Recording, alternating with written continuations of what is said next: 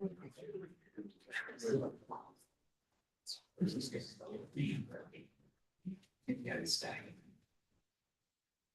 evening and welcome to the April 28th, 2026 Council Planning Public Meeting. Members of the public may watch and/or participate in this open meeting using any following methods. You can attend in person at the North Dumfries Community Complex and located at 2958 Greenfield Road. You can attend electronically to observe the meeting or to speak to an item on the agenda by registering at the Clerk's Division. You can watch the live stream by accessing the meeting on the Township YouTube page. The live stream is for viewing only and not for direct participation. Your submitted comments given to the clerk will get part of the agenda and will given to the mayor, councils, and events. Before we begin, I'd like to take a moment to acknowledge and thank everyone for joining us this evening. We appreciate your participation. Can you wait if you cannot hear me? Okay, I will speak much louder. I will attempt to speak much louder. I am loud. Anyways, as we come together to serve the community, I ask that we create a welcoming and positive environment for everyone that includes respect, that we listen to each other with care, speak thoughtfully, and engage kindly with one another. Kindness, that we treat everyone, council, staff, and the public with respect and understanding and inclusion, that we embrace diverse perspectives and respect each other's opinions. Together, we can make this meeting place one where respect, kindness, and inclusion are at the heart of everything we do. Behavior that is disrespectful, disruptive, aggressive, or intimidating will result in those individuals being asked to leave. I'd like to now call the meeting to order, and can I have approval of the agenda, please? Moved by myself, second by Councilor Ronan, that council develop the April 28, 2026 council planning public meeting agenda as presented with the following addendum. 1, add 3 pieces of correspondence received for agenda item 711, report number PD 21-2026, proposed zoning bylaw amendment for 11 Meadow Lane, file number ZC 0226. And 2, add 1 piece of correspondence received for agenda item 713, report number PD 23-2026, proposed regional and township official plan amendment for 5 Houston Street in Brampton, file number OP 0126. All those in favor? Really, thank you. I'd now like to do the acknowledgement. We acknowledge that the land that we're seated on is the traditional territory of the Haudenosaunee, the Anishinaabe, and the Neutral people. We acknowledge the enduring presence of the Indigenous people with whom we share this land, their achievements and their contributions to our community. We offer this acknowledgement as an act of reconciliation between Indigenous and non-Indigenous peoples of Canada. And what's reconciliation? You know, everybody wonders what it is. How do we reconcile?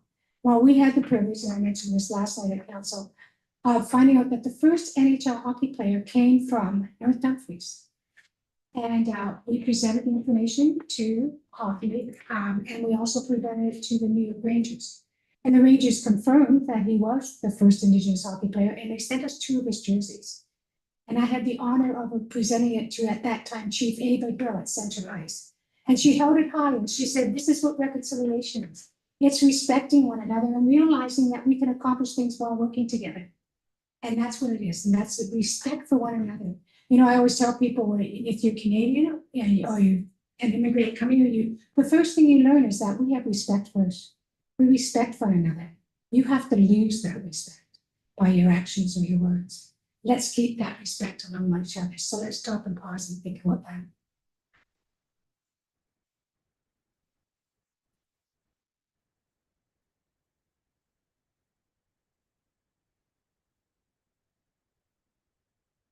Thank you. Is there any disclosure of any interest or general nature thereof? Seeing none.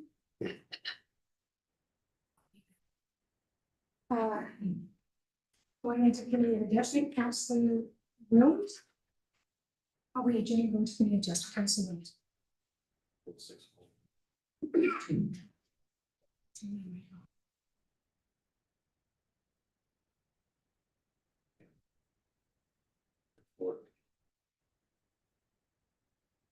Councilor Williams, go ahead, please.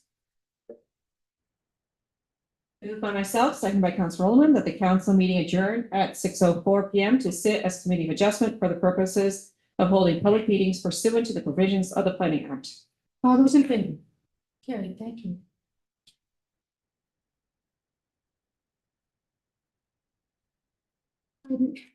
I'd now like to call this meeting to order, and can I have the approval of the agenda, please, Councilor Long? You would check this up into. Moved by myself, second by Councilor Officer, that committee adopt the April 28th, 2026 Committee of Adjustment agenda as presented. All those in favor? Carried.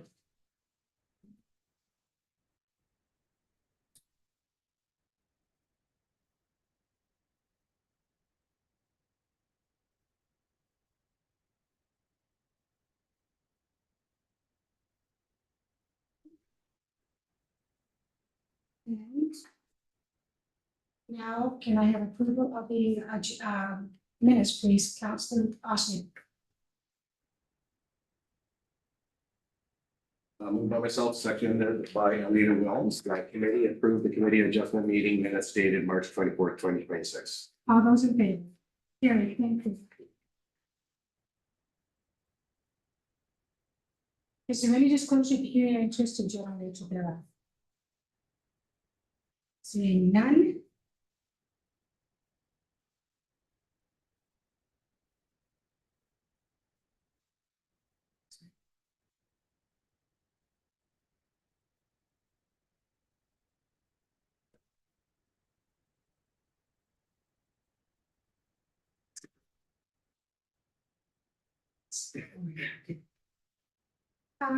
This is report number 6.5.1, report number PD 24/2026.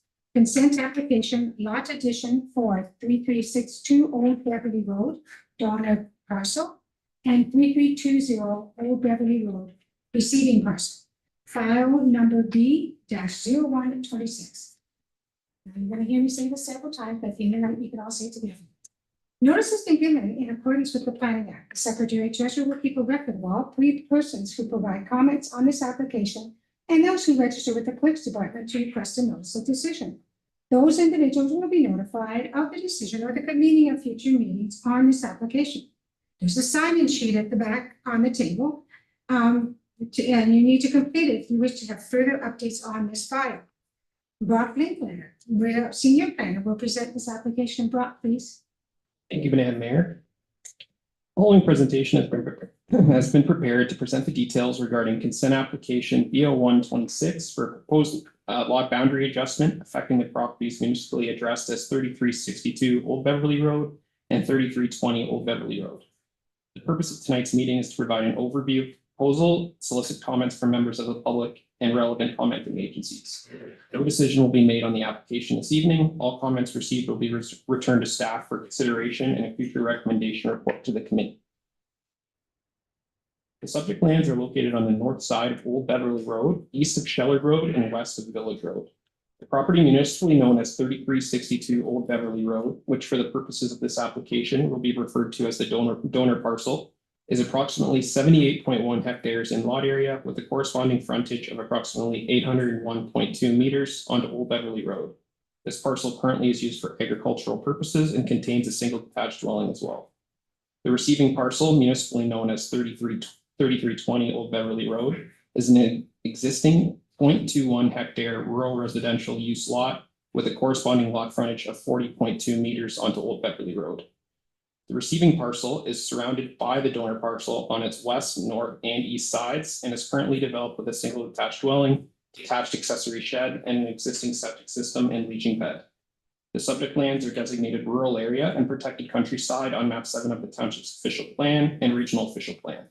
In the township zoning bylaw, both parcels are zoned Z1 agriculture, and the surrounding area consists of a mixture of agricultural and rural residential use lots. The applicant has submitted this consent application for the purpose of conveying a portion of land, approximately 5,990 square meters or 0.6 hectares in area, from the donor parcel at 3362 Old Beverly Road as a lot addition to the adjoining receiving parcel at 3320 Old Beverly Road. No new lot will be created through this application. The proposal represents a lot boundary adjustment between an abutting farm parcel and a non-farm residential parcel. As shown in the lot area summary on the screen, the receiving parcel would increase in lot area from 0.21 hectares to approximately 0.81 hectares. The donor parcel would retain an approximate lot area of 77.5 hectares following the lot addition. The frontage of the receiving parcel onto Old Beverly would increase from 40.23 meters to approximately 73 meters. Based on the materials submitted by the applicant, the intent of this proposed addition is to enlarge the existing residential lot at 3320 Old Beverly Road to better reflect the historical use and extent of the residential yard area of this lot, to improve the existing lot line and setback conditions associated with the existing residential dwelling and associated accessory structure, and lastly, to provide additional land area to accommodate a new septic system bed in support of a future addition to the existing dwelling on the receiving parcel. The applicant has also indicated that the lot addition has been initiated in collaboration with the owner of the donor parcel at 3362 Old Beverly Road, and that no viable farmland will be eliminated as a result of this proposal.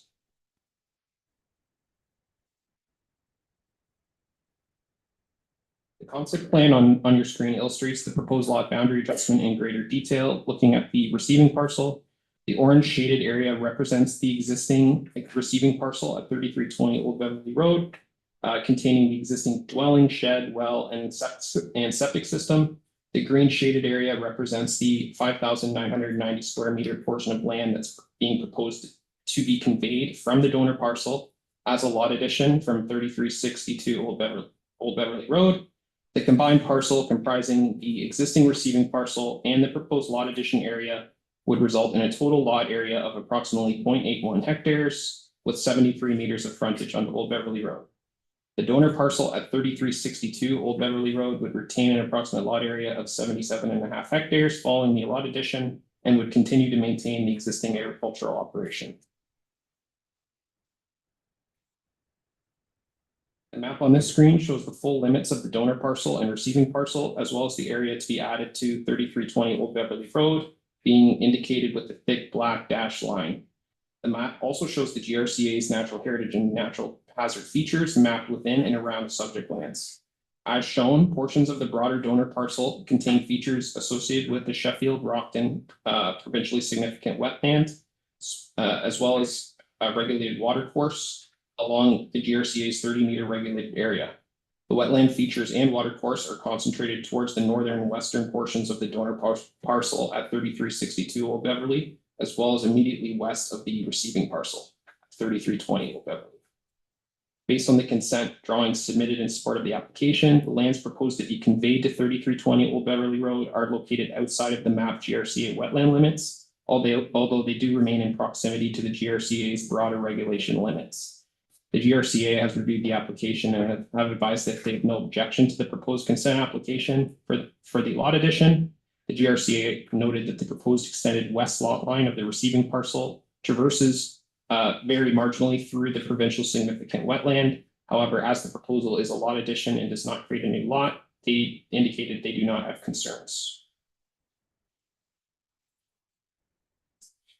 Notice of this public meeting was circulated to all property owners within 120 meters of the subject lands, and a notification sign was also posted along the property's frontage on Old Beverly Road. As of the preparation of this report, no written public correspondence has been received. Any comments provided at this evening's meeting or submitted prior to a future decision of the meeting will be reviewed by staff and addressed through a subsequent recommendation report to the committee. Looking at agency comments received to date, the Township's Fire Department, Region of Waterloo, Canada Post, and Mississaugas of the Credit First Nation have all advised that they have no comments or objections. The Region of Waterloo and the MCFN have noted that any future development would be subject to regional development charges and that MCFN should be notified of future environmental or archaeological assessments associated with the lands. The Waterloo Catholic District School Board has advised that education development charges will be collected prior to building permit. The building department also provided general comments for the applicant to be addressed at the building permit stage. And as noted on the previous slide, the GRCA has advised that they have no objections to the proposed consent application, and that they have further noted that the detailed drawings will be reviewed at the building permit stage to determine whether a GRCA permit will be required. At this time, staff are recommending that no decision on the merits of the consent application be made this evening, and that all comments and correspondence received from members of the public and agencies through this consultation process be returned to staff for further consideration as part of a future recommendation report to the Committee of Adjustment. In preparing that future recommendation report, staff will be considering matters including, but not limited to, all comments and correspondence received during the consultation process, consistency with the provincial planning statement and township and regional official plans, whether the proposal appropriately represents a minor lot boundary adjustment between an existing farm parcel and a budding non-residential parcel, and whether the retained donor parcel at 3362 Old Beverly would maintain an appropriate lot configuration that does not affect the continued viability of the existing agricultural operation, and confirmation of whether the proposed lot lines will traverse the provincially significant wetland, and if any revisions to the proposed configuration are necessary or warranted. Thank you. Thank you, Mark. Is the applicant like wish to speak on this at all? Would you like to speak, sir? Come from the mic, please. Give your name. Sure. Thank you. You have 5 minutes. Thank you. I won't take 5 minutes.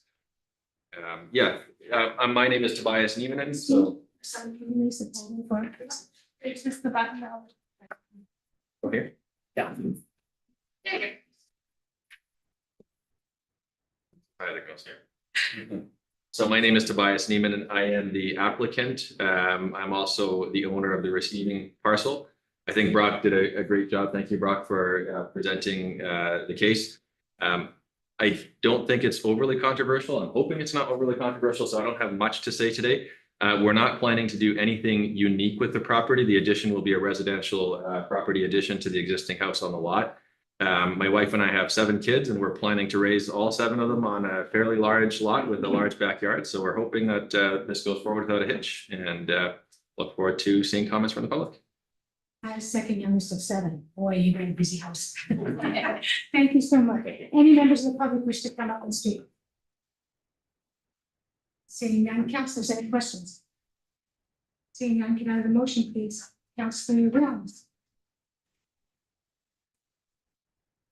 Moved by myself, seconded by Councillor Rowland, that report number PD-24-2026 be received, and that all comments and correspondence received through the consultation process be returned to staff for further consideration in a future report to the Committee of Adjustment on the disposition of this matter. All those in favor? Good, thank you.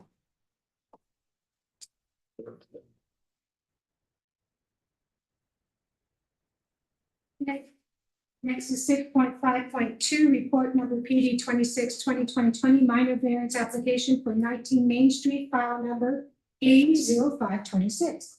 Notice has been given in accordance with the plan. The Secretary Treasurer will keep a record of all persons who provide comments on this application and those who register with the Clerk's Department to request a notice of decision. Those individuals will be notified of the decision or the convening of future meetings on this application. There's a sign-in sheet on the back table of the meeting room to complete for those who wish future notice related to this file. Michael Compost, Manager of Planning, will present this application. Michael, please. Thank you, Madam Mayor, and good evening. The following presentation is to present a public information report for minor variance application A05/26 for the property located at 19 Main Street. The purpose of this meeting is to provide an overview of the application, to receive comments from the public and members of council, and to identify any matters to be considered by staff as we continue our review of the application. So the subject property is located on the east side of Main Street, south of Gray Street and north of Stanley Street within the Ayr urban area, as shown on the location map on your screen. The property has an approximate area of 0.21 hectares with a lot frontage of approximately 25 meters along Main Street. The lands are currently developed with an existing 2-story single detached dwelling, as well as an accessory building located on the property. Surrounding land uses are predominantly residential in nature. The property is designated urban residential and ancillary in the Township official plan and zone Z5 urban residential under the Township zoning bylaw. The application before the committee is a minor variance application focused on recognizing existing conditions on the property, specifically the location of an existing accessory building, being a garage, along with the driveway that provides off-street parking. The garage measures approximately 6.1 meters by 3.7 meters, is located closer to the street line than the front wall of the dwelling, and maintains an interior side yard setback of approximately 0.7 meters, where a minimum of 1 meter is required. The existing driveway also provides off-street parking in front of the established building line, which is not permitted under the zoning bylaw. Based on the configuration of the lot, including the placement of the dwelling and the available yard space, there appears to be limited opportunity to relocate the structure further to the rear while maintaining functional access and use of the property. The applicant is not proposing any new development through this application, and the intent is to legalize the existing conditions through the minor variance process. And so the image on the screen shows the site plan of the property, illustrating how the existing accessory building is situated in relation to the dwelling and the established building line. And as you can see, the garage is located closer to the street line than the front wall of the house. And it also maintains a reduced interior side yard setback of approximately 0.7 meters to the south lot line. The site plan also shows the existing driveway with available space for parking in front of that established building line. And so the variances being requested through this application relate to 3 provisions of the zoning bylaw. The first relates to section 6.4.2, which requires a minimum interior side yard setback of 1 meter for accessory buildings, whereas approximately 0.7 meters is provided. The second relates to section 6.4.8, which requires that an accessory building not be located closer to the street line than the front wall of the principal dwelling. And in this case, the existing garage is located slightly in front of the front wall. And relief is requested to permit its location in front of the wall, but to the rear of the established building line. And then lastly, relief is being requested from section 6.13.1b, which requires that all off-street parking be located to the rear of the established building line, whereas the existing driveway provides parking in front of that established building. With respect to public correspondence, we've received no comments to date. Any correspondence that is received at the public meeting or following the public meeting will be provided to the committee for consideration. And in terms of agency circulation, there's been no objections identified through the review process. Comments received from the Township's building department are standard in nature, noting that any future development will be required to comply with the Ontario Building Code and applicable zoning provisions at the time of building permit. And any additional comments received through the circulation process will be forwarded to the applicant and addressed in a future recommendation report. So at this time, staff is recommending that no decision be made on the merits of the application. All comments and correspondence received through the consultation process will be returned to staff for further consideration as part of a future recommendation report to the committee. As part of that review, staff will be considering all comments received through the consultation process, as well as evaluating the application against the 4 tests under section 45(1) of the Planning Act. And staff will also consider any potential impacts of the existing conditions on surrounding properties. Thank you very much. Thank you, Michael. Would the applicant like to say anything? At the microphone, Tasha. Thank you. I'll give you a name, please. Lisa Lee. My only question is, Would you like that? there you go. My only question is, it was added by planning staff after, not that I was aware about the parking on the street. I don't think that I need any variance for that because it's physically impossible to park in front of my home. Michael? Through you, Madam Mayor, the zoning bylaw does not permit parking in front of established building line. In this case, this is an existing condition. We recognize that it's an existing condition, and because we were bringing this through minor variance application, we just thought to add that to recognize the existing condition, but in no case are we understand that there's no other options for parking on that property. It's just a matter of the wording of the bylaw and taking advantage of the current situation with the minor variance to tack that on and just recognize the condition. Just want to make sure that was, because it's physically impossible to park in front of our home. Totally understand. Any questions from the public at all? Seeing none, councilors, any comments? Councilor Austin? Just a quick question. How long has that garage been in existence, and how did we find out that we needed variance for that? Michael, answer. Yeah, through you, through council officer to Madam Mayor. I'll let the applicant say how long the garage was there for. I'm not sure of that, but this came through to planning, to the planning department through the building department. So it was identified by the building department as being uncompliant. And it was tasked planning to address through a minor grant application. No, sorry, just before you answer that question, was there a permit applied for and given for that garage? Through you, as far as I'm aware, there was no permit. There was no permit. So I'll speak to why. So it literally physically has the exact same characteristics as 187 properties within walking distance of my home, who also have portable sheds up in their properties. This is actually classed as a portable shed. It was not built on the property. It does not carry a foundation. It is no different than a pop-up garage that you purchase at Canadian Tire. We kept a car, we had a same carport for same measurements, no difference in our driveway, same area. And we had a $45,000 insurance claim last year because it collapsed in the snow load and crushed a car.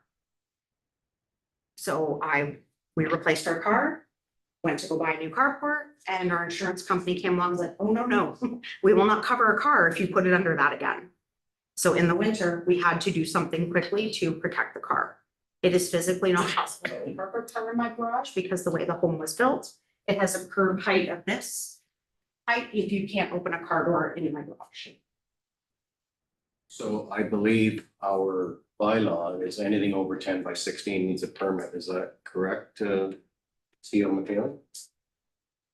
So I'm very few, Councillor Austin. The Ontario Building Code establishes the minimum square footage, and that's the approximate area, yes. The issue of the structure as we see it today in the photo on your package on page 45 is our zoning bylaw defines structure as anything that has a wall and a roof or a combination thereof. And so even though this was a pre-manufactured structure and delivered to the site, it, by definition in the zoning bylaw, constitutes a structure or a building. I just really hope that you guys are going to talk to the 187 or other people in my neighborhood that have portable carports, because it's the same thing. Basically. It's any bigger than 10 by 16 with a meeting permit. Yeah, they're 12 by 20, 187 of them. Anyways, thank you very much, Aaron. Any other members of the public? Councilors, questions? Can I have the motion, please, Councilor Tilly? Welcome. Moved by myself, second by Councilor Roman, that council adopt the April 28th. Oh, I already probably done the agenda. We are on 6.6.2. 6.6, thank you. Right here. Thank you very much. That is that one. Excuse me. Thank you, everybody. Moved by myself, second by Derek Osner, that PD report numbers 2026 be received, and that all comments and correspondence received through the consultation process be returned to staff for further consideration in a future report to the Committee of Adjustment on the disposition of this matter. All those in favor? Carried, thank you.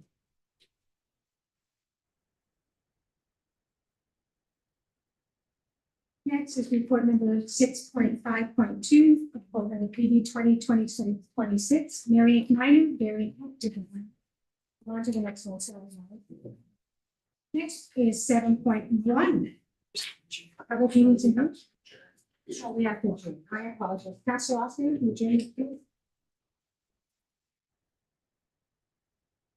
Moved by myself, seconded by Alida Wells, pursuant to the Planning Act, the public meeting of the Committee of Adjustment be adjourned at 6:28 p.m. Those in favor? Carried, thank you.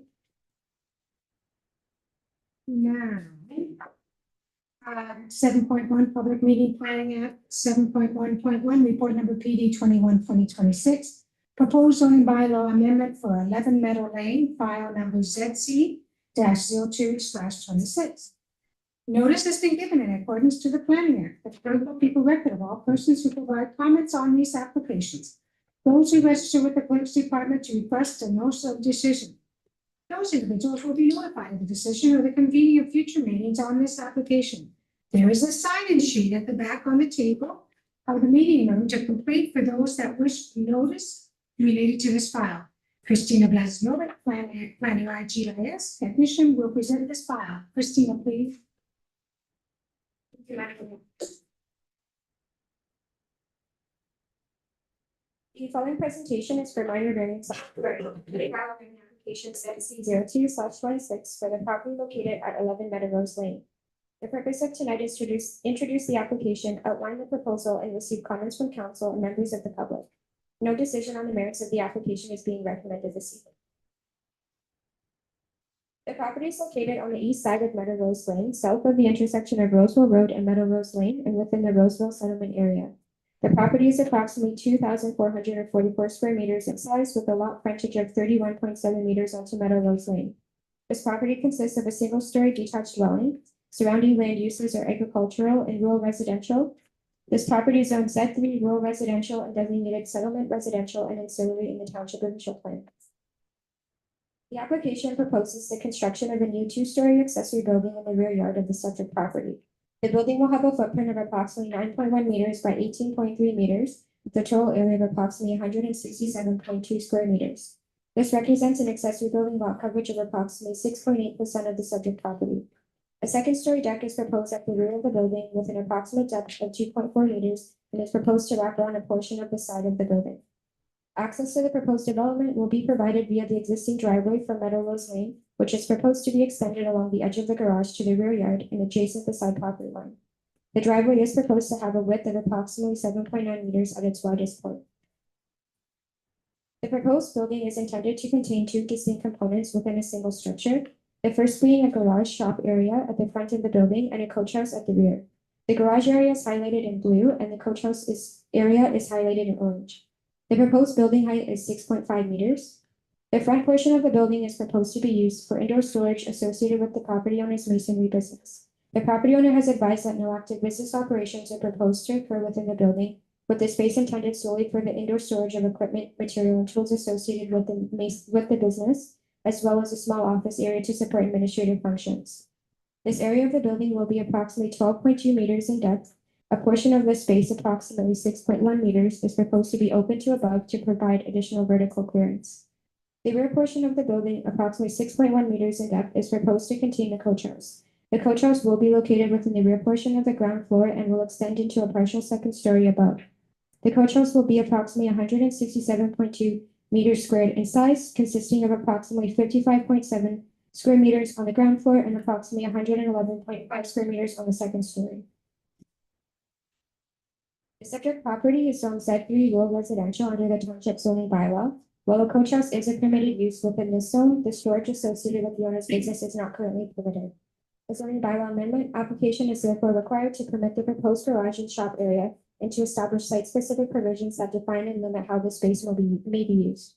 The intent of the amendment is to define a limited indoor storage use associated with the existing masonry business.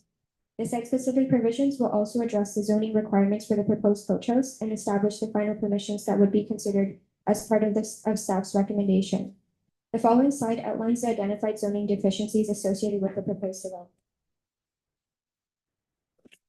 The proposed zoning bylaw will address a number of zoning matters related to permitted uses, accessory building standards, and coach house regulations, including the following. The maximum permitted lot coverage of accessory buildings is 4%. The owner is proposing 6.8%. The maximum permitted accessory building height is 5.2 meters. The owner is proposing 6.5 meters. The driveway is proposed to follow the property line, whereas a setback of 1.5 meters is required. The maximum permitted driveway width is 6.1 meters. The owner is proposing 7.9 meters at the widest point. The principal dwelling is approximately 169 meters squared in size. The maximum permitted coach house size is 40% or 67.6 meters squared of the principal dwelling footprint. The owner is proposing 99% or 167.2 square meters. The maximum permitted coach house height is 5.2 meters and shall not exceed the height of the principal dwelling. The owner proposes to exceed the height of the principal dwelling with a height of 6.5 meters. The minimum required setback of the coach house to adjacent buildings is 4 meters. The owner is proposing a setback of 3 meters. And the maximum permitted encroachment of a deck into a rear yard setback is 3 meters. The owner is proposing an encroachment of 3.9 meters. Home occupation regulations typically require office space to be located within the principal dwelling unit. In this case, the owner proposes an office space within the accessory building along with the indoor storage and no active business operations proposed. Through the review of this application, planning staff will continue to work with the owner to explore opportunities to reduce the extent of the deficiencies where feasible, including potential adjustments to the building siting, size, and overall design. The remaining deficiencies will be addressed through the site-specific zoning provisions.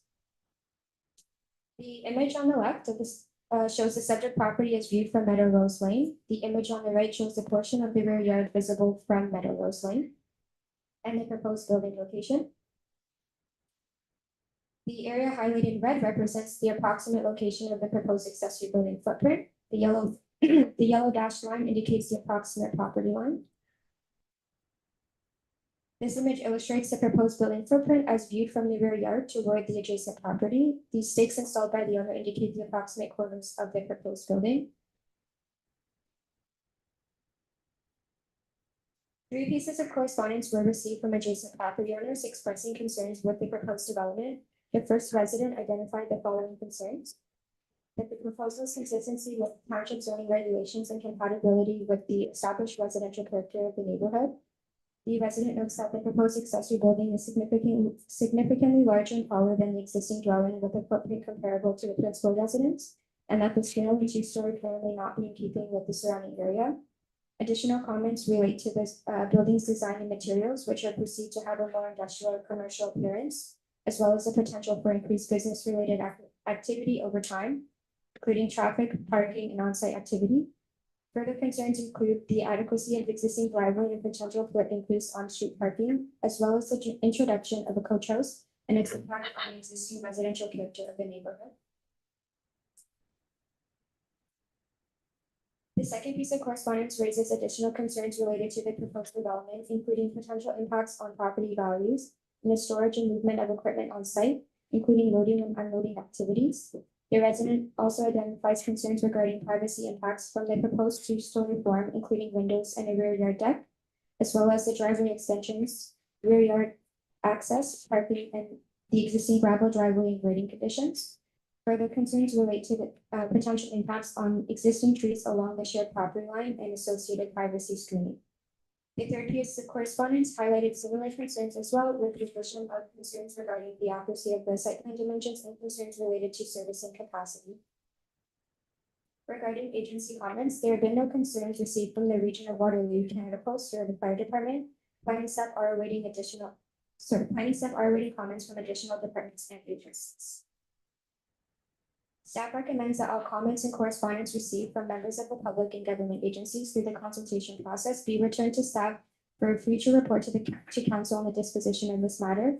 Staff will be considering matters including all comments and correspondence received, conformity with applicable legislation, the appropriateness of the proposed site-specific zoning framework, the land use compatibility with surrounding uses, including adjacent residential properties, and review of possible revisions to approve zoning bylaw compliance. Thank you. Thank you, Christina. Any member, okay, we have John Logan and Houston, and John Livingston have registered to answer questions, okay? Roman Pensta is on Zoom. Is Roman on Zoom? Yes, I'm just promoting.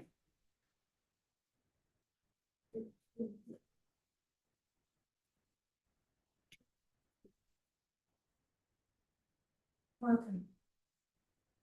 You can raise that up buttons. On the top. On the top. Oh, sorry.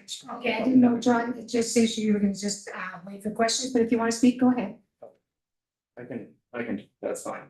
My name is Logan Livingstone. I bought 11 Meadow Rose Lane in 2020. My wife and my 2 kids live there currently. I run a masonry company. I'm self-employed and only have myself as an employee. I have a business partner who does not come to my principal residence and will not partake in any day-to-day interaction with the shop or obviously the coach house. When we bought 11 Meadow Rose Lane, we had full intention of building a shop on our 3/4 acre lot. We kept our neighbors up to date. The entire time was what we were planning and how we were going about it. This outbuilding will match our house with the exact stone and different steel siding. But we'll have nicer exterior finishes than some of the houses on our street. And the initial layout of the homes in 2000 or in 1998, when the houses were substantially less and smaller, so the shop was larger based on our house being a bungalow.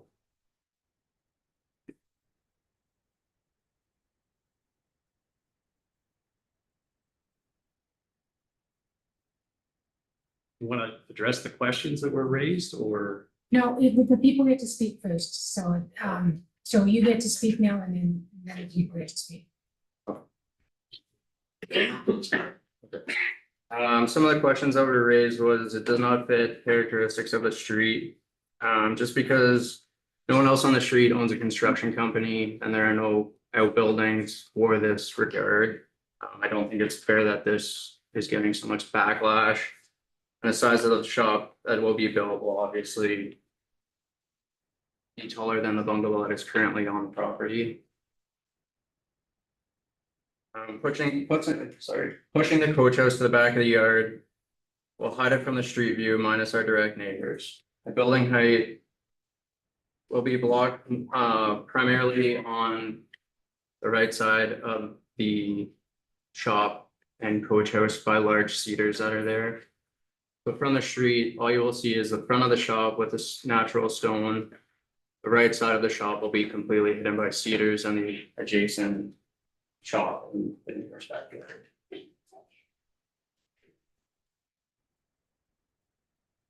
This space will never be used for more than storage. I cannot speak to what will happen if another owner were to buy this house after I move, but this is our forever house and I'm here to raise my young family. I'm trying to figure out how storage in a shop would lead to traffic and parking issues. I have 0 employees, like I said, coming to the building and would have no more traffic day to day than I currently do now. I leave most days at 7 a.m. for jobs that are miles away from home, and I get back around 7 p.m. This doesn't leave time for anybody to come while we're out. We will never park on the street, and this build will not cause any parking issues, seeing as though our driveway currently holds 6 cars plus the allotted laneway to the shop. We would never rent out our backyard unit. My parents will be living there as long as they can. And after that, we would like to move our 2 daughters into the coach house. Seeing as that nobody can really afford. Not while I'm there. Can never afford any. I've been in constant communication with my direct neighbors about what I have been planning. Neither of them had concerns while I brought it up. Now that the project is coming to reality,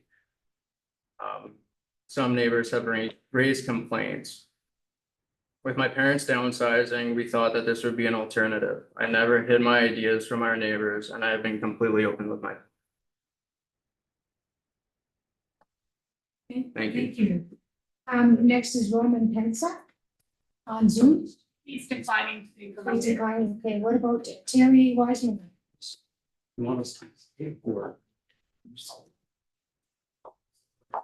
Just have a seat.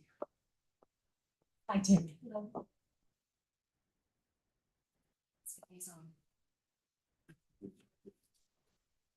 Honorable council members, my name is Terry Weismiller and I have been a resident for 12 Meadow Rose Lane for 30 years.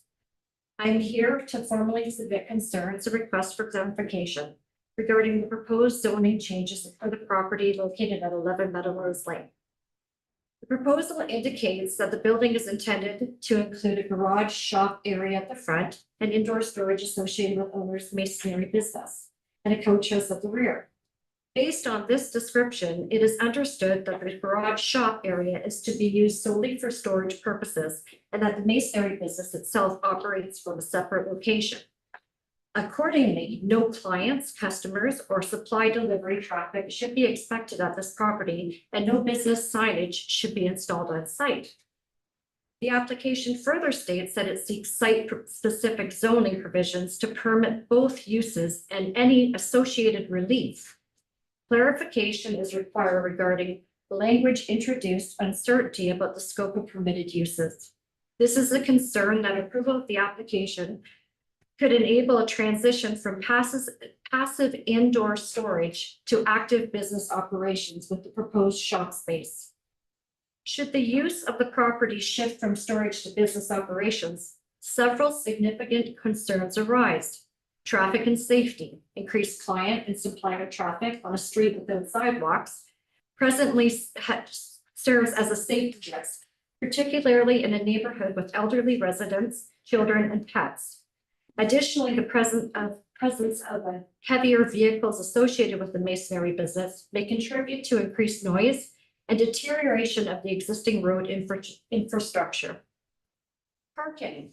The proposal does not clearly demonstrate sufficient on-site parking to accommodate any potential customers or business-related vehicles, raising likelihood of overflow of parking on the street. Environmental impact. Masonry operations may generate dust and particulate matter with potential environment and health impacts for surrounding residents. Clarification is required regarding applicable township regulations governing such operations within a residential area, including air quality standards and emissions control. Consideration must also be given to the effect on residents' outdoor living environments. Noise. Business operations could introduce sustained noise impacts. It is necessary to establish permit hours and the days of operation in accordance with existing bylaws, as well as to ensure any proposed structure is designed to adequately contain and mitigate noise within the neighborhood. In light of the above, it is important that the intended use for this property be clearly defined and appropriately restricted to prevent any unintended transition to commercial operations that would be incompatible with the surrounding residential area. I am requesting professional architectural and engineering schematics with a proper survey. Thank you for the opportunity for our voices to be heard. This is our home, this is our community. I thank the council for taking the time to hear us. Thank you, Terry. And Michael, those things that she's requested will be on the document, correct? Through you, Madam Mayor, as part of zoning bylaw amendment, we have not required a lot of those engineering drawings. That would be required through a building permit at future during the future process. But at this time, we have not requested those documents. But the other thing she talked, Terry, you hand that sheet in. Well, thank you so that you can put, there's several things you listed there that I think we do cover. That was to do with zoning. Thank you. So if you, and just make sure Michael gets it. Thank you, Michael. Any other questions from the public? Oh, I have another question. Oh, I'm sorry. John Mowat? I see a lot. The next, anybody else from the public? Seeing none, council members. Councilor Williams and then Councilor Bowman. Thank you, Madam Mayor. Just a question. Oh, I'm sorry. Go ahead. Sorry, I would like to speak. If you didn't, please. Henry. Henry Engel, live across the cul-de-sac from the building. What he's done to that house is simply amazing. And what he's building is gonna be beautiful, number one. It's for storage, it's not for business. And what you're doing to this family, I don't think is right. Henry, I have to say, we're not doing anything. We're allowing him to make an application. Yeah. He will follow the regulations. I'm just saying, So we're not doing anything. he's the best neighbor you could ever have. Thank you. Hard worker, beautiful family, beautiful parents. And for him to leave would be terrible. Okay, Thank you. he's the best neighbor on the street. I don't. Okay. I've got my back problems, but. Yeah, I just wanted to add my comments because this is not. Henry, this isn't an attack on him. Okay. Nor an I just attack wanted- on people. People just want to make sure, and I would do the same thing. I want to make sure, and that's what the last one was really detailed on how she wanted to make sure, and Yeah, but the applicant said exactly that he wasn't going to do those things. Well, So- guess what? I don't believe a word she said, number one. But that's besides the point. Thank you, Understand. Henry. So anyone else before I call on council members? Okay, I'm the Councilor Williams. Thank you, Madam Mayor. I just was a question through you to staff for clarification when it comes to this application. Is there any other areas in, like, I know a lot of people do have businesses that from home, it's typically it's an office space or something relatively benign. I'm not sure what word to use, but like is there precedence for more of this type of activities throughout our urban and settlement areas where we do have almost, this is basically an application for a mixed commercial and residential use, and I was just wondering if there are more of those types of applications or more of those types of, like, what kind of precedent has been set already in the past? Thank you. Do you want to answer that, Michael, please? Thank you. Through you, Madam Mayor. Go ahead. It's the request for this proposal is for storage. If you're considering a business of an industrial type business or a commercial business, it's not as common to find these types of operations occurring within an urban residential or within a rural settlement property that is consistent with the rural residential lot. There is, however, on rural residential lots of a certain size, you do find that property owners may have larger accessory buildings, storage areas for related home occupation type uses, or if they are a contractor, they may want to store their materials on their property if they have a property of a certain size. Now, having an operation where it is an industrial or a commercial operation where you have increase in traffic, you have employees that are coming on site, or you have multiple trucks that are being parked within view of the community, that is not something that we would typically allow, or it's very rare to find that within these types of neighborhoods. But I will admit that you will find storage, larger accessory buildings on these types of properties, especially when they're a little bit larger in size and area. Any other questions, Councilor? Madam Mayor, my question was similar to Councilor Williams. I just want to understand with the Z3 rural residential zoning. When I look at the sort of the map of Roseville, I don't see a lot of other structures similar to that. I don't see a lot of other people in that neighborhood having large outbuildings. So I'm just wondering, within the zoning, what's permitted? And I think Councilor Williams basically raised that question. I'm concerned that if we allow this, and in the future, this gentleman sells this property to somebody else, and then we have a trucking company or something going in there, I can just see the building existing, and then we have a problem down the road. And I don't know if we want to start allowing that to happen, especially when I look at the rest of the settlement area as a whole. I don't see any other operations like this, so I'm sort of thinking that this is not an appropriate proposal. The coach house part I'm fine with, but I think the shop part, especially since it contains an office, makes me think that it's actually going to be an operating business, not just for storage. So I'm concerned about that. So those are my concerns I'd like to raise first time.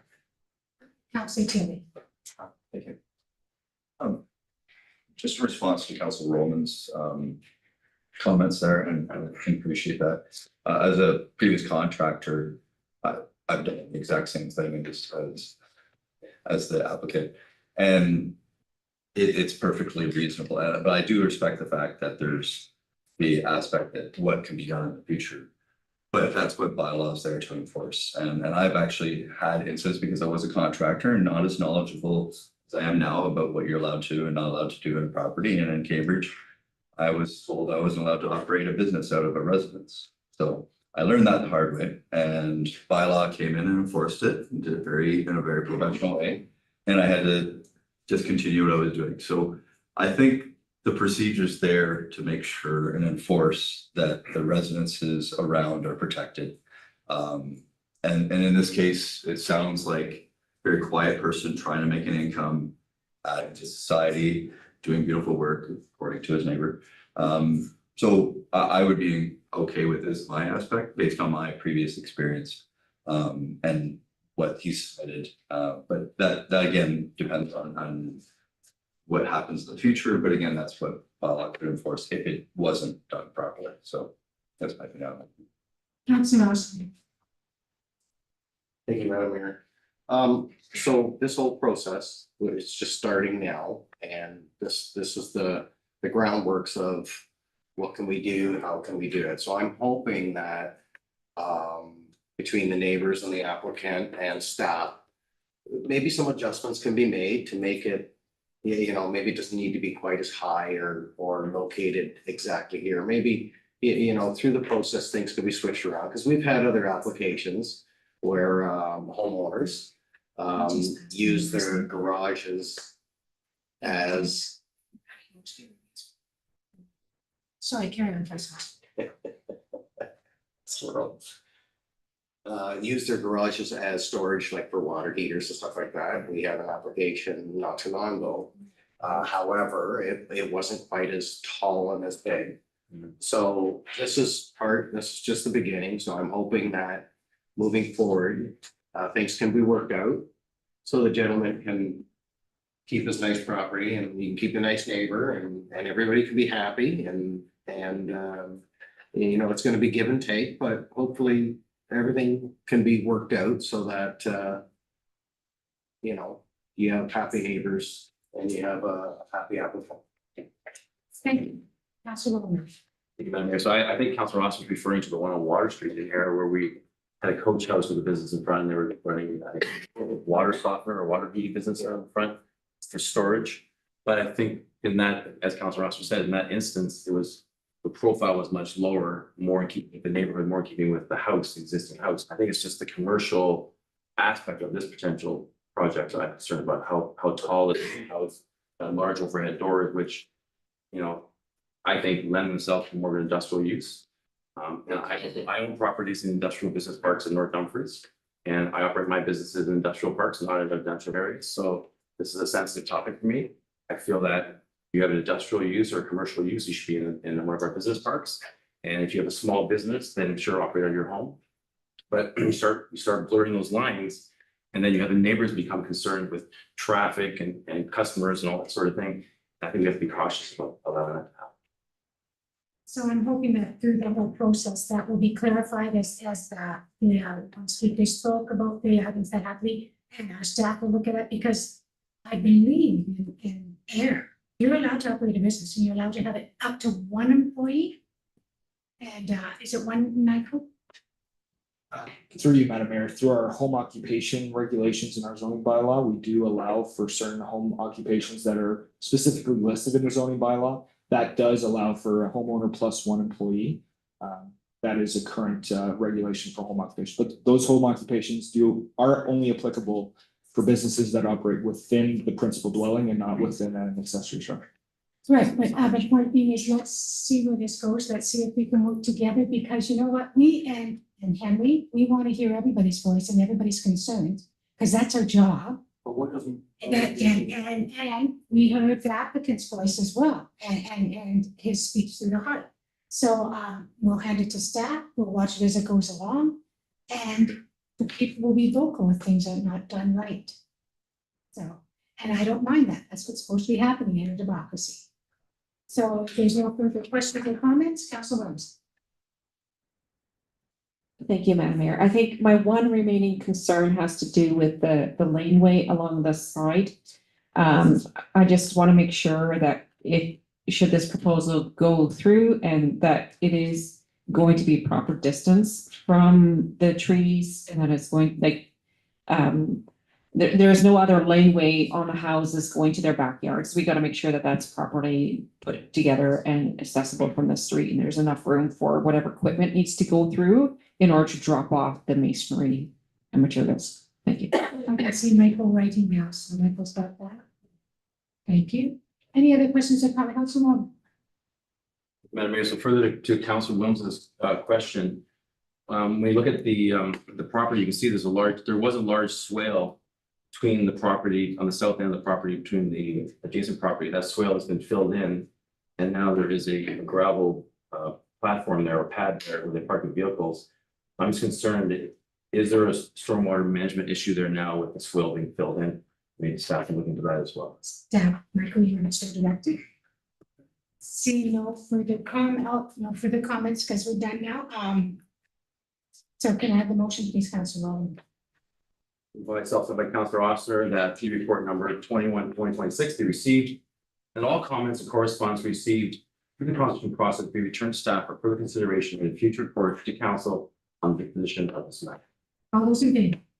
Carried, thank you. Now, if you came for this application and you want to leave, I'm not offended. Okay. 7.1,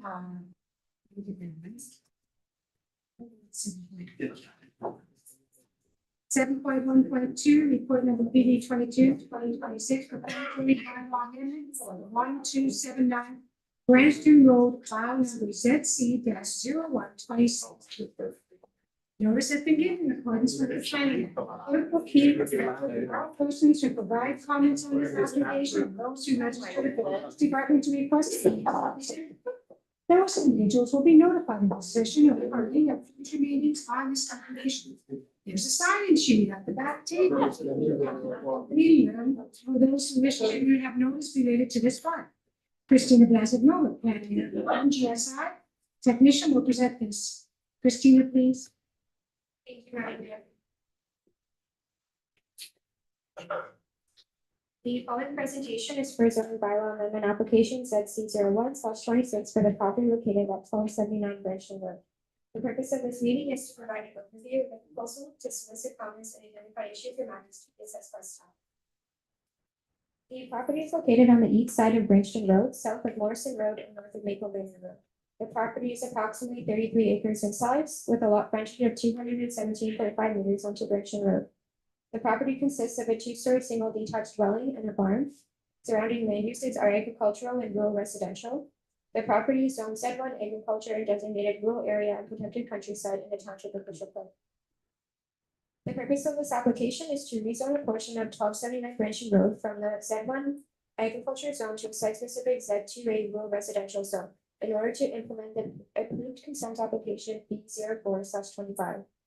As shown on the map, the consent created one new rural residential lot highlighted in orange and the retained lands highlighted in green. The area to be rezoned is the severed lot. This image is a view of the severed property from Branston Road and the area to be rezoned. To the left and the rear of the severed property is the retained lot.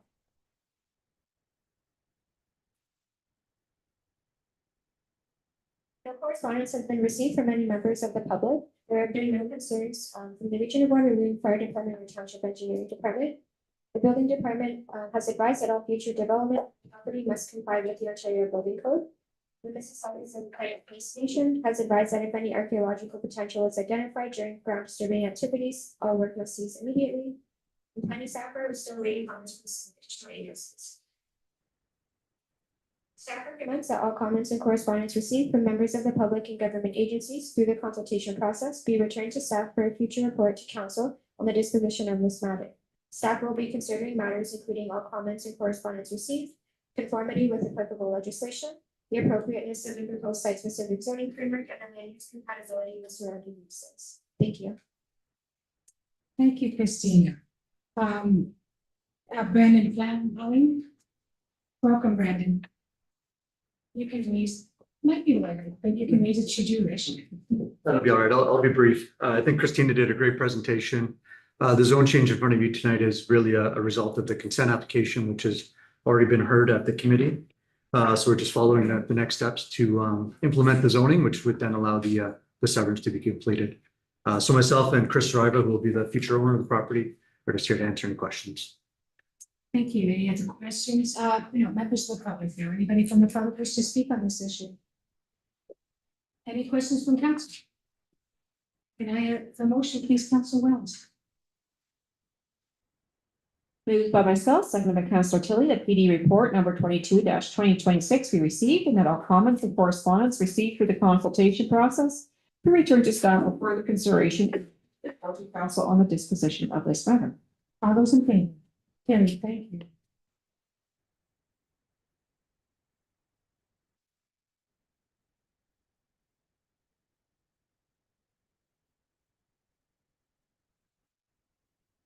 Next is 7.1.3, report number PB 23/2026, proposed regional and township official plan amendment for 5 Houston Street, Branston, file number OP-01/26. Notice has been given in accordance with the Planning Act. The clerk will keep a record of all persons who provide comments on this application and those who register with the clerk's department to request a notice of decision. These individuals will be notified of the decision or the convening of future meetings on this application. There's a sign-in sheet on the table at the back of the meeting room to complete for those wish further future notice related to this file. Brock Lincoln, our senior planner, will present this application. Brock, please. Thank you, Madam Mayor. The following presentation has been prepared to present details regarding official plan amendment application file number OP-0126 for the property municipally addressed as 5 Houston Street.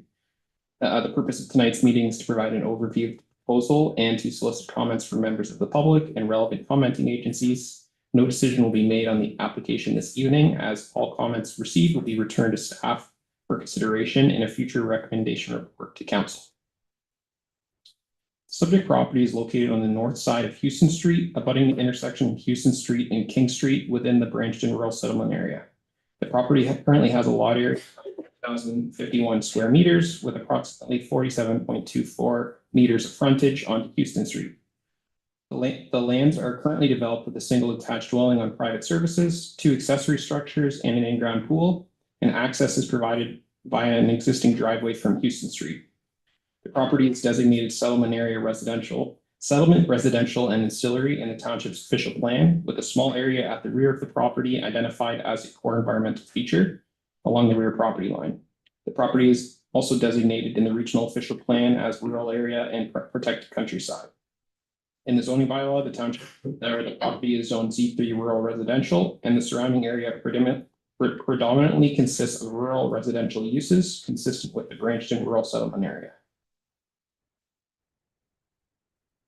An official plan amendment has been submitted, which seeks to establish a site-specific policy that would permit the use of enhanced tertiary wastewater treatment systems on the specific property to support the creation of 1 new rural residential lot as part of the future severance of the property. With regard to the proposed tertiary treatment system, currently both the regional and township official plans only permit development relying on alternative individual wastewater treatment systems where the proposed lot size is also sufficient to accommodate a conventional system. Because of the limited lot size of the subject lands, the proposed severed and retained lots would not be capable of accommodating a conventional septic system in addition to a tertiary system. Accordingly, an official plan amendment is required prior to the submission of a future consent application. Through this amendment, the applicant is seeking to modify both the township and regional official plan to allow the proposed lots to be serviced by an enhanced tertiary treatment system, also known as a class 4 system, in lieu of a conventional system. I do want to emphasize at this outset that the official plan amendment before us today specifically speaks to the proposed enhanced tertiary system and not the conceptual lot creation that the applicant may contemplate in the future. Any proposed lot creation or associated variances would be reviewed in greater detail through a future submitted consent and minor variance application if this application were to be an official plan amendment application were to be approved by council.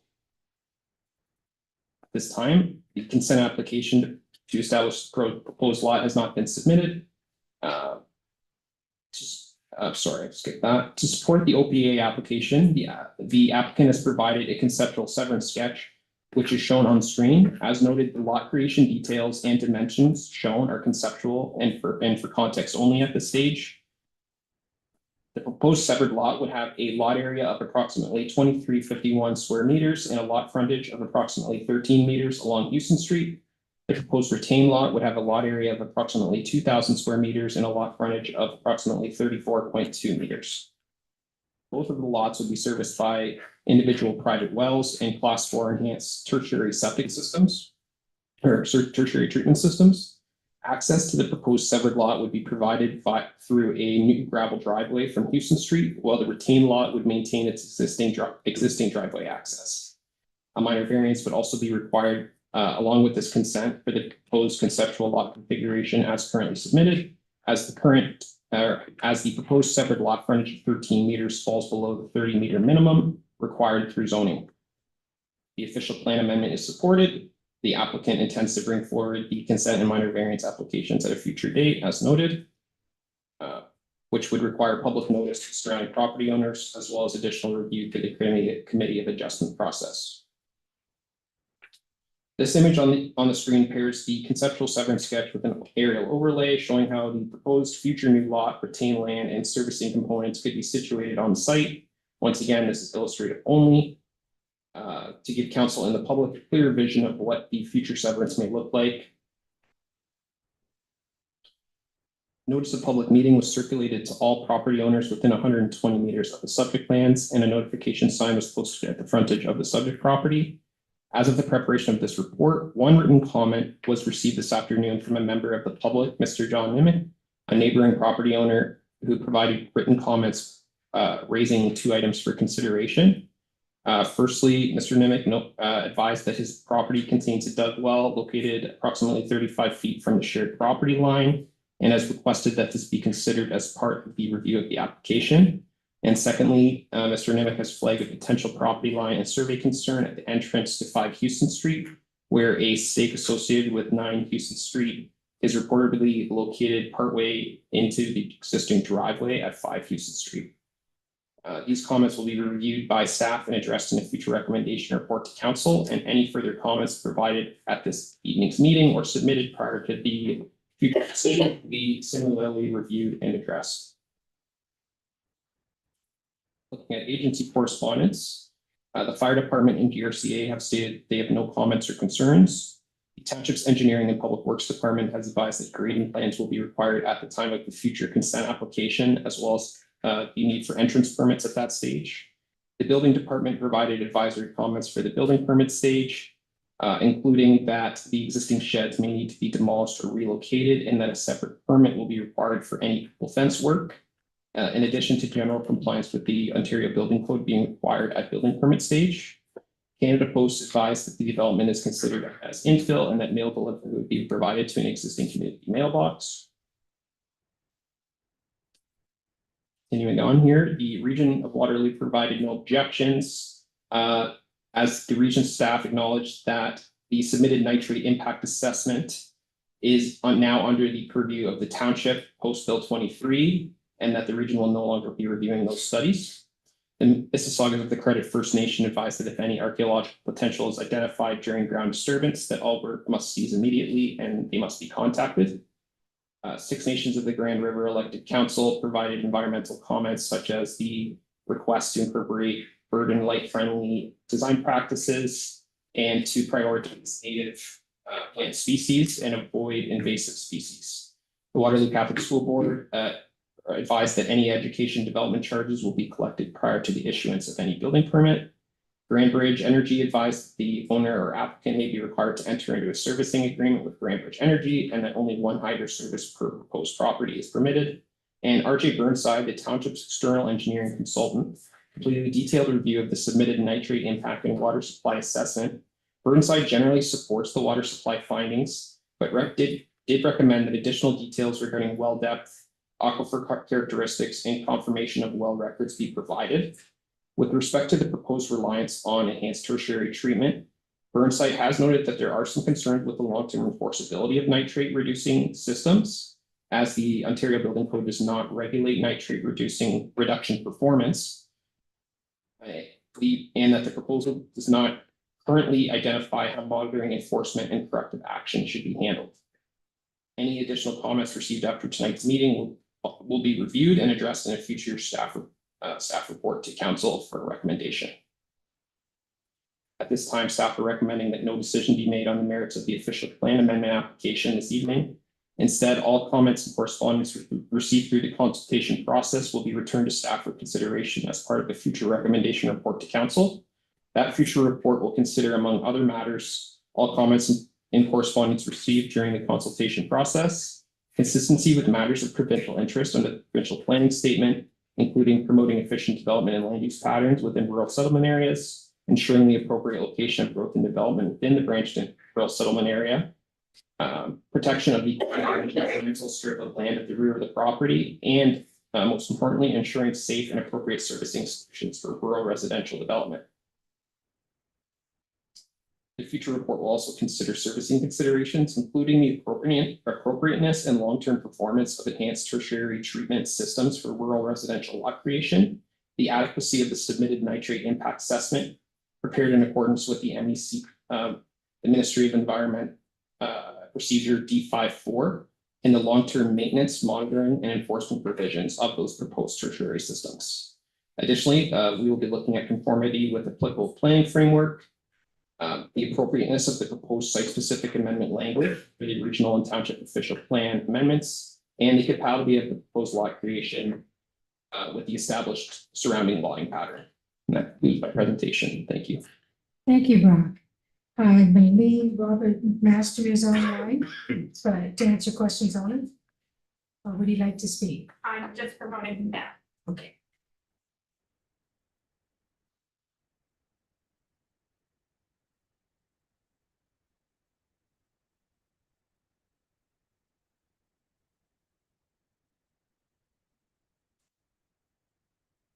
He is available. He just had his camera off, so.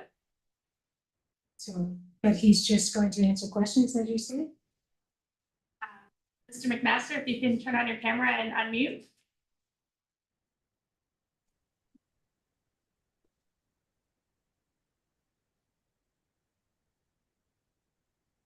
Good evening, Mr. McMaster. Would you like to speak on the issue, on the presentation? No, I don't have any comments, just here in case anybody had any questions. Okay, thank you. Any member of the public wish to speak on this issue? Please come and give your name.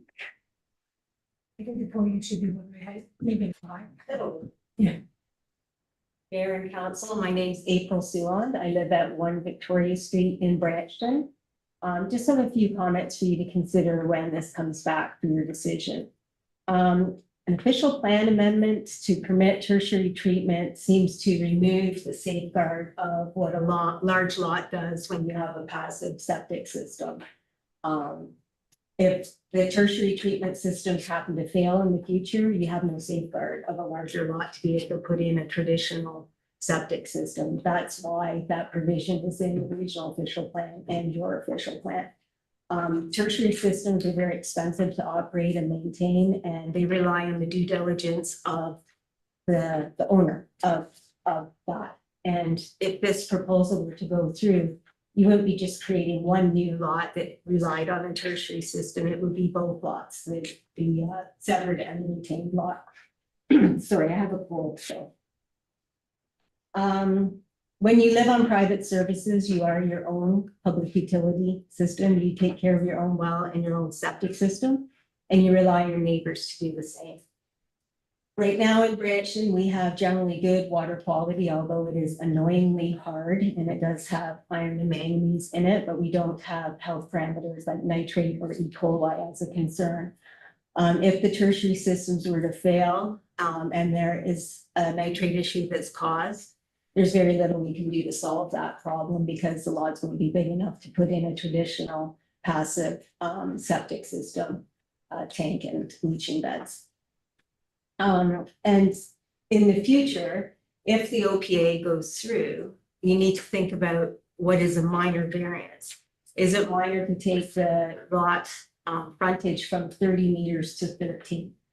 I don't think there are any lots in Branchton that have 13-meter lot frontage. So to say that this fits in with the rural fabric of the village, I don't think does the village justice. They are larger lots because we are on septic and wells.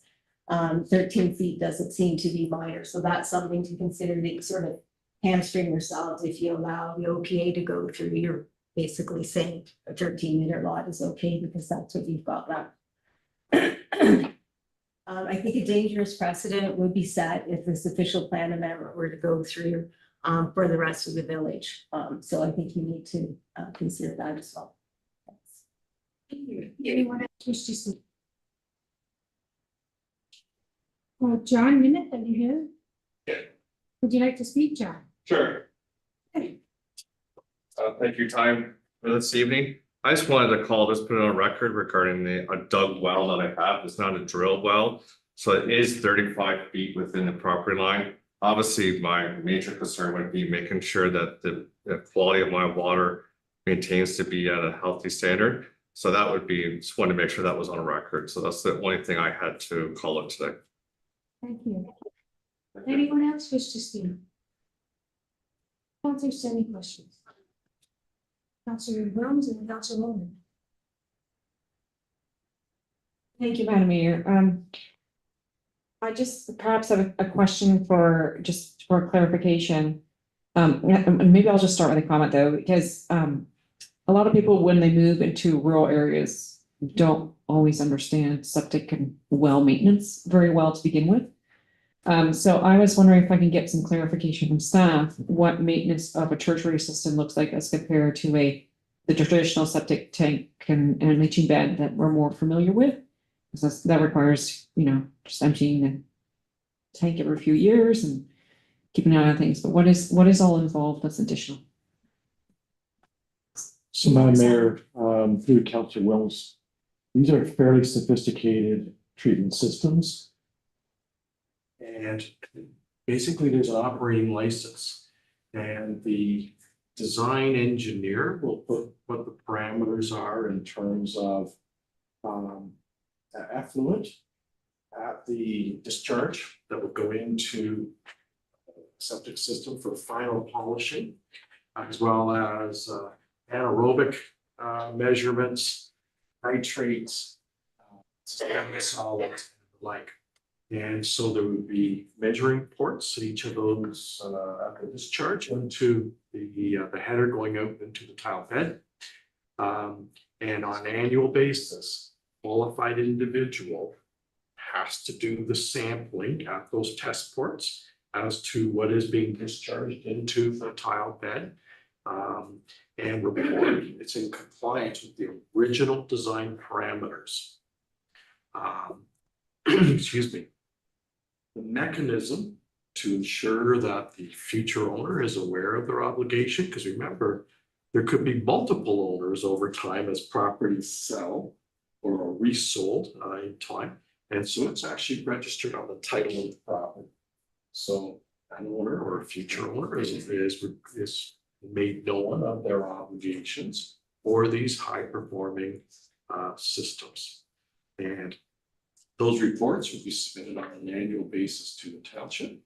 If there is deviation from whatever those norms are in terms of the performance of the system, then an order would be issued to the Ontario Building Code indicating that there is now a deficiency related to the performance and the means to rectify whatever the identified deficiency may be. Thank you, CEO. Councillor Bowman, Thank you, Madam Mayor. My question is to the CEO.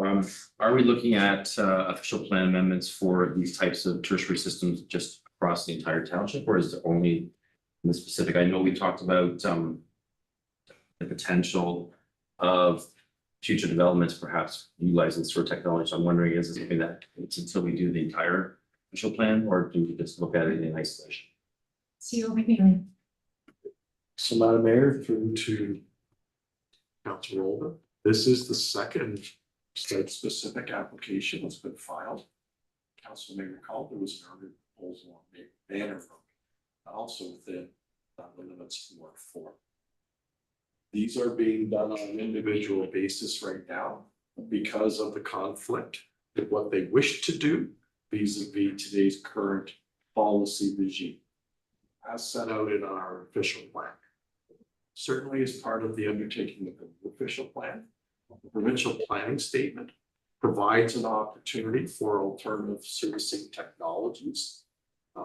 And we counsel through future official plan policies that would better articulate what those locations could be, what the expectations of the corporation are, to inform future landowners if they wish to seek a more sophisticated treatment system in terms of both the setting in which it would result in, the future obligations for that registered agreement on the property title, but also what we would be considering as minimums in terms of future lot creation, and or the setting in which those properties might reside. Any other questions, councillors? Seeing none, can I have the motion, please, councillor Tierney? Moved by myself, second by Councilor Oscar, that report number PD 23 2026 be received. And that all comments and correspondence received through the consultation process be returned to staff for further consideration in a future report to council on the disposition of this matter. All those in favor? Carried.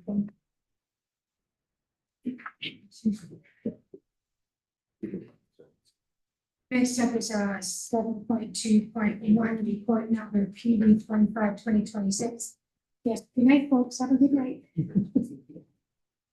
Proposed telecommunication tower for 1550 Morrison Road, file number TC-01/26.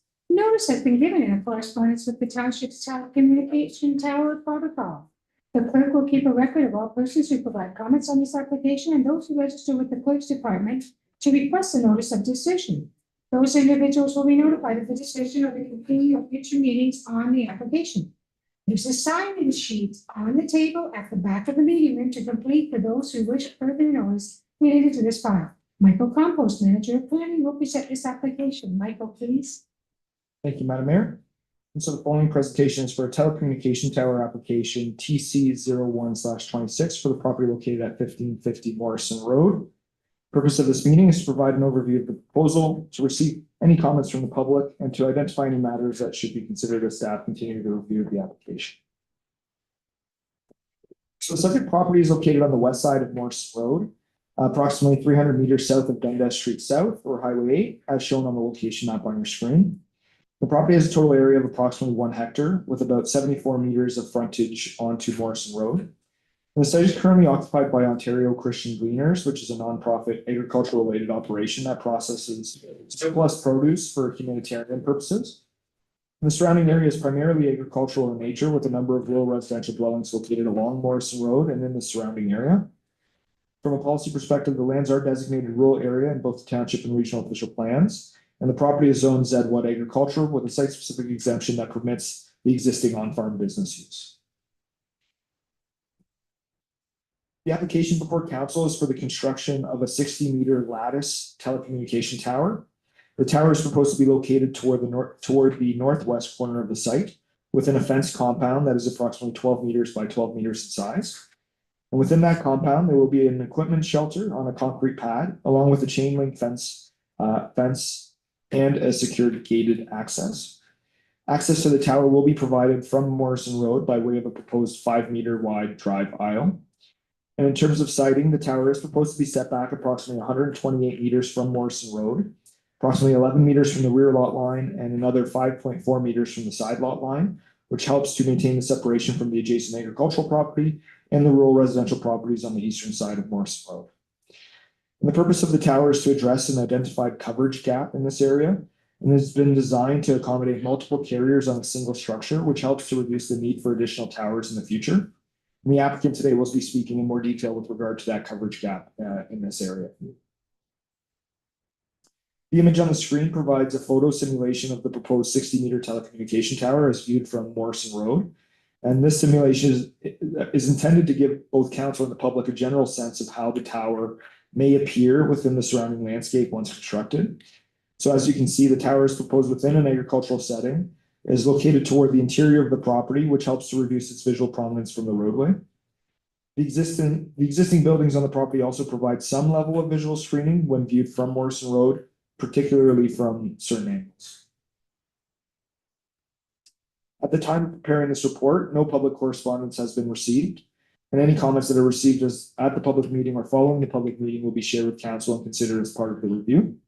From an agency perspective, the majority of comments received to date indicate no objections to the proposal. The region of Waterloo has no concerns with the tower from a land use perspective and has confirmed that it is well below the permitted height within the airport zoning area. They have requested confirmation that NAV Canada clearance has been obtained. Grand River Conservation Authority has advised that the property is outside of the regulated area and has no concerns. The Mississaugas of the Credit First Nation have recommended that a stage 1 archaeological assessment be completed and have requested to remain engaged through this process. And the Township's engineering department is continuing to review the proposal with a focus on access, grading, and drainage, and any outstanding matters will be addressed through a future report. Overall, there are no significant objections at this stage, and any technical matters will continue to be worked through as part of the review through the review process. As part of the consultation process, a community information session was held on April 21st, 2026, at the North Dumfries Community Complex. Notice of the session was provided through an advertisement in the Air News, as well as mailed notice to surrounding property owners within a prescribed circulation area. A notification sign was also posted on the subject property, identifying the date and time of the session. And at this time, no public comments were received in advance of the session, and no members of the public attended the meeting.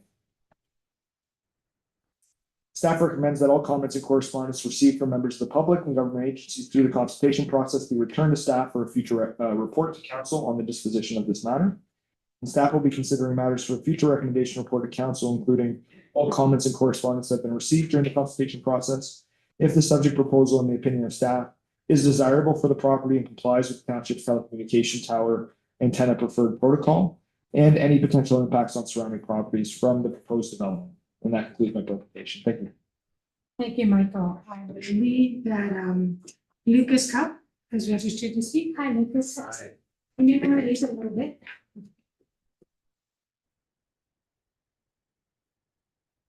I think you've been here before. I have been here before. Yes. Just use forward or left. Perfect, thank you. Okay, so good evening, council, mayor, my name is Lucas Cuff. I'm a planner with Fonsor International, representing Signum's interest in the proposed 60-meter tower at 1550 Morrison Road. And I normally have 5 minutes, so I'm gonna skip the fluff and get to the interesting parts. So this slide shows the existing telecommunication infrastructure around the site. As shown, there are no structures within the 1.5 kilometer radius identified in the township's protocol for co-location. And the closest installation is approximately 3 kilometers away to the west, which is a 60-meter Rogers Tower. We can also see that the infrastructure is concentrated within more urban areas of Cambridge, becoming more limited and dispersed throughout North Dumfries and Hamilton. So this slide shows the existing Rogers coverage in the area, where red represents strong coverage, orange represents adequate coverage, and yellow and green reflect weaker, less reliable coverage. So while these towers provide localized coverage, they largely operate independently, resulting in gaps in reliable service, particularly within the subject area. And now with the installation of the proposed Signum Tower, we begin to see some of those gaps being bridged, creating a more continuous and integrated network across the area. It's also important to note that this mapping only reflects Rogers. We also have Bell committed to this tower. However, that coverage data was not available in time for inclusion at this presentation. But as such, the overall network improvement is expected to be even greater than what we see on the screen. And yeah, thank you for listening. Public consultation remains open until April 30th, 2026. We encourage all members of the public to contact any of the agencies on screen. Thank you. Thank you. Any member of the public? Would you like to speak, dear? No? Any questions, councilors? Councilor Rowe. Thank you, Madam Mayor. My only question was on the height of the tower. I felt taller than some of the other towers I've been seeing, but maybe I'm just not fully grasping, like 60 meters seems rather tall. So I was just wondering if this was commonplace. So I was just driving around noticing towers and thinking, I don't think that one's 60 meters. Michael, please. Through you, Madam Mayor, it is common to find 60 meters. We've approved, since my time at the Township of North Dumfries, 3 telecom towers, and they've all ranged between 50 meters and 75 meters. And nothing from the Gleanings, no comments or anything? Through you, Madam Mayor, at this moment, we have not received any comments. They are the owners on the property, so they have authorized the application, and so they are very aware of the application. Thank you. No further questions. Can I have a motion, please, Councilor Austin? Moved by myself, second by Council Rowland, that report number PD 25-2026 be received, and that all comments and correspondence received through the consultation process be returned to staff for consideration and future report to council on the disposition of this matter. All those in favor? Lucas, I think this is one of the calmest meetings we've been in regards to a tower. Yes, and I'm very happy. When I first walked in here, I was. Because it wouldn't be the first time that's happened. Yes, I know. Thanks for coming, take care. Thank you, take care. Can I have first and second reading of the bylaws, please, Council Rowland? For myself, by Council Williams, that the one bylaw to be read first and time, bylaw number 364026, single bylaw to the council. Meeting held on April 28th, 2026. Carrie, thank you. And, third and final reading of the bylaw, please, Council Rowland. Moved by myself, second by Council Rowland, that bylaw number 3640-26 be read a third and final time and be signed and sealed by the mayor and clerk. All those in favor? I can't believe Council Archer doesn't get to do the adjournment tonight. Council Taylor. Moved by myself, second by. Make me feel better. Moved by myself, second by Council Williams, that whereas business before this council planning meeting has been completed at 7:35 PM and be it resolved that this meeting is adjourned. All those in favor? Carrie, thank you. Thank you, staff. We did it.